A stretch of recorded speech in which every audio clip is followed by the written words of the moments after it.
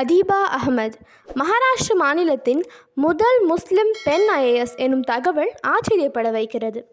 April 22ஆம் தேதி வெளியான civil service தேர்வு முடிவுகளில் அகில இந்திய அளவில் 142வது இடம் பெற்றுள்ளார். சுதந்திர இந்தியாவில் மும்பையை இந்தியாவின் வர்த்தக தலைநகரம் என்றும், ஒட்டுமொத்த இந்தி திரையுலகமும் முஸ்லிம் நடிகர்கள் ஆதிக்கம் செலுத்தும் மகாராஷ்டிர மாநிலத்தில் முஸ்லிம் சமூகத்திலிருந்து ஒரு பெண்மணி இதுவரை ஐஏஎஸ் தேர்ச்சி பெறவில்லை எனும் குறையை நிவர்த்தி செய்துள்ளார். மகாராஷ்டிராவில் மிக பின்தங்கிய யவத்மால் மாவட்டத்தில் ஏழ்மையான குடும்பத்தை சேர்ந்த அதீபா அகமது தந்தை அஸ்பாக் அகமது ஆட்டோ ஓட்டுநர்.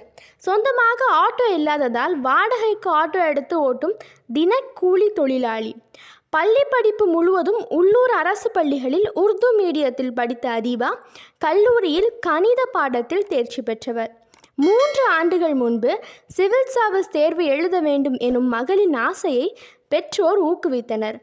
ஆட்டோ ஓட்டி கிடைக்கும் சொற்ப வருமானத்தில் வீட்டு வாடகை, அன்றாட தேவை போக தங்கள் மகளின் கனவை நிறைவேற்ற தந்தை அதிகமாக உழைத்தார். ஏற்கனவே 2 முறை சிவில் சர்வீஸ் தேர்வு எழுதியும் தேர்ச்சி பெறாத அதீபா அகமது முயற்சியை கைவிடாமல் தயாராகி வந்தார்.